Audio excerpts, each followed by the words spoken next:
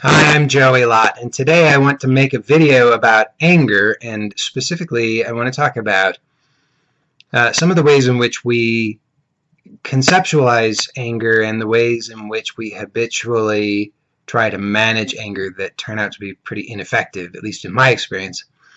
And then I want to offer you a new or an alternate way in which to um, relate to anger.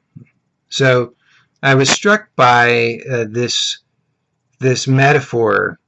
It's a collection of metaphors that we use in regard to anger, and the first one that came to me was this idea of discharging. We talk about I just need to discharge. We also talk about somebody blowing a fuse. We also talk. Those are both sort of electrical metaphors, but we also talk about letting off steam. So there's this idea of pressure or charge that builds up with anger. And so what struck me about that is that is it really necessary or useful to generate that charge or that pressure to begin with? So I think for most of us, we learned early on that many of our expressions of anger are unacceptable socially, and they can get us into trouble. I have young kids. They tend to hit and bite and scratch and kick and do all sorts of things to express their anger. And of course, we all learned, hopefully, that many of those modes of expression of anger are inappropriate. They'll get us into trouble. And so it's useful that we don't do those things. But unfortunately, for many of us, what we then learned as an alternative to expressing our anger in these ways is to bottle it up or to suppress it. And you'll probably recognize this pattern because it's a very familiar pattern to most of us, which is why a lot of these expressions, these metaphors exist, is that we know that expressing anger in violent and socially unacceptable ways is not okay, that it will get us into trouble, and that it will produce outcomes that we don't really want. So we don't do those things, but then we tend to generate this tension in the body, and it builds up until we reach a breaking point, and then we do something that we regret, and we say, I'm so sorry I did that, but I felt that I had to. I felt that I had no choice. I didn't know what else to do. And of course, many of us have found healthier ways to do that, right? So we've discovered that it's unhealthy to drink in excess. We've learned that it's unhealthy to drive recklessly. We've learned that it's unhealthy to get into abusive arguments with people. So maybe we find that taking a relaxing bath or a massage or going for a walk is a way to discharge. It's a way to let go, to let off some steam. And so those are healthier, no doubt. But the question I am curious about is, do we even need to build up that charge or that pressure to begin with? And in my experience, I've found that it's not necessary to do that, but it requires some awareness of how it is and why it is that habitually I have done that.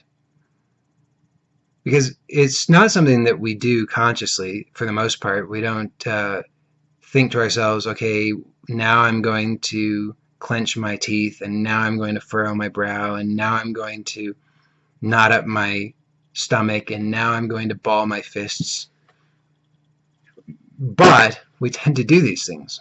We tend to generate this tension or contraction in the body as a way to try to contain or suppress or manage or control the anger. And this is, in my experience, because we have mistakenly learned that the expression of anger and anger are one and the same. But in fact, they're not. So we learned that the expression of anger may be inappropriate, but then we mistakenly believe that anger itself is inappropriate. And what I found is that by becoming aware of that tension, becoming aware of that contraction, that armoring against the anger, and letting go of that, it's possible not to build up that charge. Somebody's fax machine is calling me. So without building up that charge, the experience is very different. And what I have found for myself is that without that charge, there's just anger, just pure anger. And that anger is not actually a problem. It's not dangerous. It's not harmful. It's not painful. In fact, it's a source of empowerment. And it's very useful. It's a way in which we naturally are able to navigate our experience, and it gives us information. It's also a potential source of a lot of power. But in my experience, when I have fought with it, resisted it, tensed up against it, armored against it, tried to get rid of it, tried to manage it, tried to control it, it's been exhausting and painful, and then, of course, I need to let off steam. But there is a different way, and it's what I've just described. It's to become aware of that unnecessary resistance to the experience of anger, to let go of that, and then just to allow the raw experience of anger as it is without doing anything about it. And this has been, for me at least, a process that has taken a relatively long time, because for me, anger has been a particularly difficult challenge because of my conditioning. I just learned that anger is absolutely unacceptable. So for me, there were many layers of this that required allowing, softening, letting go. And to be clear, it's not about getting rid of the anger. It's about allowing the anger. And that's, for me, that was the big challenge, is I just always wanted to get rid of the anger. That was why it was so difficult, is because I just wanted to get rid of the anger. And every strategy that I had was about getting rid of the anger, and that was how I measured my success, was have I gotten rid of the anger? And that measurement has turned out to be not helpful. It's more helpful to simply give attention to how is it that I'm resisting the experience of anger? How is it that I'm armoring against the anger? How is it I'm trying to protect against anger? And to soften that, to let go of that. And in my experience, that has involved a great deal of discomfort, but it's been very worthwhile, because it's such a relief not to be battling with my own experience, not to feel this false division between myself and my experience.